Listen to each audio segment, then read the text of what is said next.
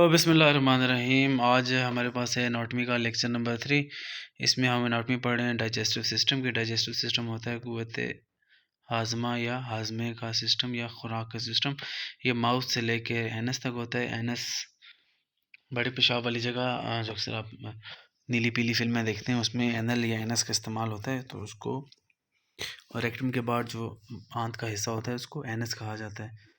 अच्छा, अगर आप इसको देखें तो ये माउथ से स्टार्ट होता है, फिर फेरिंक्स होता है, ईसोफेगस खुराक की नाली, मैदा छोटी आंत, बड़ी आंत, ये रेक्टम होता है बड़े पेशाब वाली जगह जहाँ पे पखाना स्टोर होता है। इसके अलावा इसमें डाइजेस्टिव सिस्टम में लिवर होता है जो डिटॉक्सिफिकेशन करता है, गॉल ब्लैडर होता है जिसके अंदर बाइल जूस होता है, पेंक्रियाज होता है जो इंसुलिन रिलीज़ करता है और पेंक्रियाटिक जूस रिलीज़ करता है। फिर इसके अलावा ये एसेसरी आर्गन्स यही लिखे हुए हैं। अच्छा, इस तरह ये ज़बान है माउथ मुंह में, और ये फेरिंग्स है, खुराक की नाली है, मैदा, ये आंतें हैं। ठीक है भाई, ये हो गया। अब इनको डिटेल से स्टडी करते हैं। ऑरल कैविटी क्या होता है? ऑरल ऑरल होता है मुंह, मुंह के लिए। ठीक है, इसमें क्या होता है? दांत होते हैं हमारे चीक्स होते हैं, मसल्स होते हैं, बोन्स होती हैं। तालू, इसको कहते हैं प्लेट, पेलेट, तालू।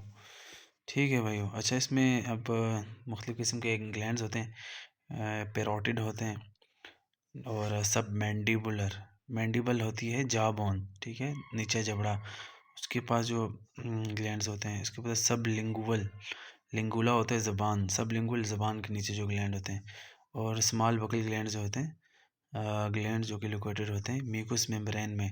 म्यूकस मेम्ब्रेन कहाँ होती है? हमारे चीक्स में होती है और गम्स में होती है।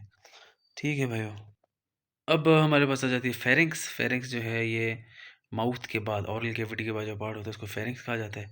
इसके 3 पार्ट होते हैं, नेज़ोफेरिंक्स नाक वाले के करीब, ओरोफेरिंक्स ये मिड पार्ट होता है, और हाइपोफेरिंक्स होता है, ये लास्ट पार्ट होता है, डिस्टल पार्ट। और यहाँ से क्या होता है? हमारे पास खुराक की नाली शुरू हो जाती है, इसको कहते हैं हम ईसोफेगस। अच्छा, फिर ईसोफेगस क्या होता है? ईसोफेगस जो है ये तकरीबन खुराक की नाली को कहते हैं, ये 25 सेंटीमीटर लॉन्ग होती है। और इसके बाद स्टमक होती है। स्टमक जो है हमारे पास जे शेप ऑर्गन होता है। स्टमक की जो लेंथ होती है वो 10 इंच होती है, 10 इंचेस। ठीक है, स्टमक ये खुराक की नाली आई हमारे पास, ये मैदे में घुस गई। मैदे का ये फंडस है, ये बॉडी है, ये नेक है।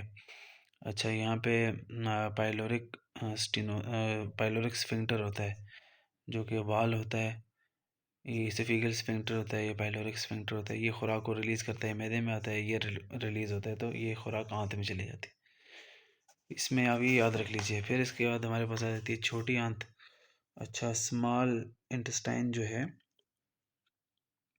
इसकी जो टोटल लेंथ होती है वो अप्रॉक्सीमेटली 7 मीटर्स होती है मेल्स में, और 7.1 होती है फीमेल्स में। ये ट्विस्टेड होता है ऑर्गन। और स्मॉल इंटेस्टाइन को आप डिवाइड करते हैं डिड्यूनम, जिजूनम, इलियम।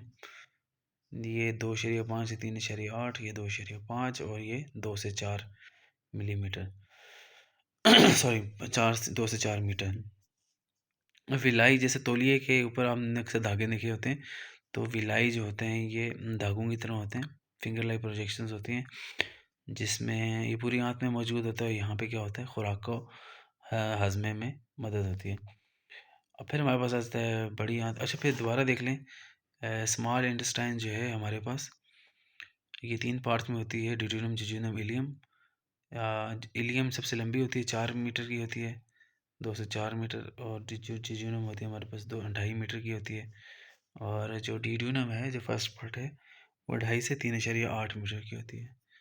अच्छा, फिर हमारे पास बड़ी आंत आ जाती है।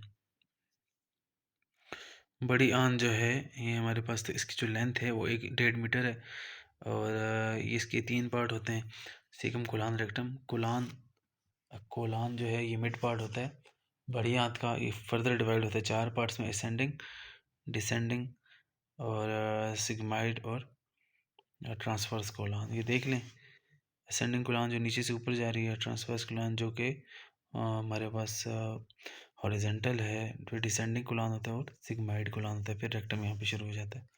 रेक्टम के बाद एनस होती है। फिर हमारे पास ये एक चार्ट है टोटल रेस्पिरेटरी सिस्टम का।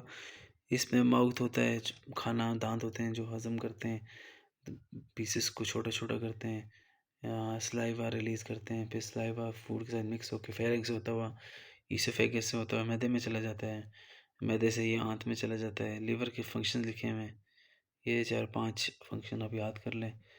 ये लीवर का फंक्शन है, स्टोमक का क्या फंक्शन है, छोटी आंत का क्या फंक्शन है, ठीक है। इसमें हमारे पास कंप्लीट डाइजेशन होती है स्मॉल इंटेस्टाइन में।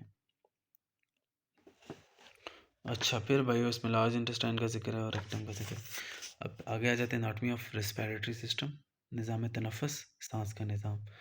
ये हमारे नाक और मुंह से शुरू होता है और गले में जाके ये ट्रेकिया में चला जाता है। ट्रेकिया होता है विंड पाइप। ट्रेकिया आगे से डिवाइड होती है दो ब्रांचेस में, राइट लंग और लेफ्ट लंग, और उनको कहते हैं ब्रोंकाई। ब्रोंकाई आगे फर्दर डिवाइड होते हैं ब्रोंकियोल्स और एल्विलाई और अल्वियोल्स। ये फिर इसकी फर्दर क्लासिफिकेशन है। अच्छा, इसके में हमारे पास अपर रेस्पिरेटरी ट्रैक्ट आ जाते हैं, नाक, मुंह और ट्रैकिया गले तक, ठीक है भाइयों। और इसके बाद आता है हमारे पास लोअर रेस्पिरेटरी ट्रैक्ट, जिसमें हमारे पास ये आ जाते हैं लंग्स, ठीक है। इसमें और कुछ नहीं लिखा हुआ। एक चीज़ जो आपको याद रखनी है वो लैरिंक्स है।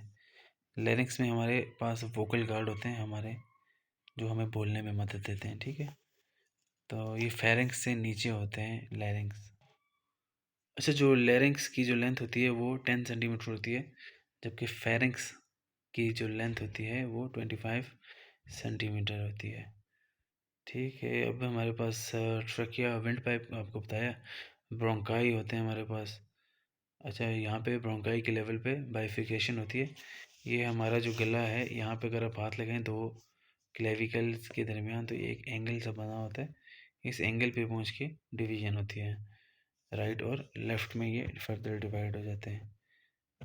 और ब्रोंकियोल्स एल्विलाई ये हो गया, ठीक है भाई। इसमें ये लिखा हुआ है। फिर हमारे पास यूरिनरी सिस्टम आ जाता है। यूरिनरी सिस्टम होता है बेसिकली गंध जिस्म से बाहर कैसे निकलता है। इसमें हमारे पास किडनीज हैं, यूरेटर हैं, ब्लैडर हैं। गुर्दे में पेशाब बनता है, ये पाइपों के रास्ते यूरेटस के रास्ते मसाने में चले जाता है, और मसाने से ये यूरेथ्रा, यूरेथ्रा होता है भाई नफ्स जिसको बोलते हो आप लोग, क्या जो पीनस है उसमें यूरेथ्रा कहा जाता है उसको। फिर ये नेफ्रॉन जो है ये किडनी का basic structure functional unit of kidney होता है। ये एमसीक्यू आ सकता है, ये याद रख लें बस। ये वही चीज़ लिखी हुई है इसमें।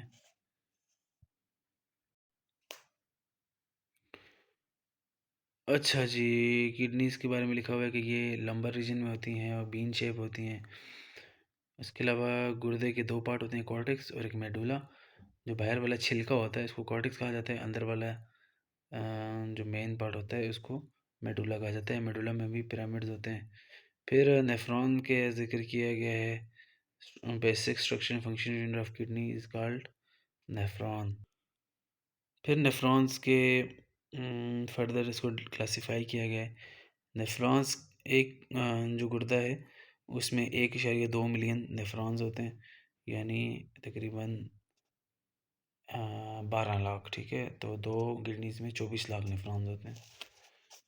अच्छा, फिर इसमें देखिए यहाँ पर इसके पार्ट्स हैं, ग्लोमेरुलस होता है, रीनल ट्यूब्यूल होता है, बॉमन कैप्सूल होता है, प्रॉक्सिमल कन्वोल्यूटर ट्यूब होते हैं, लूप ऑफ हेनल होता है, डिस्टल कन्वोल्यूटर ट्यूब, कलेक्टिंग ट्यूब्यूल। ये हमारे पास ये नेफ्रॉन का बेसिकली ये हमारे पास ड्रा किया गया है। इसको एक डायग्राम को एक नज़र देख लीजिएगा।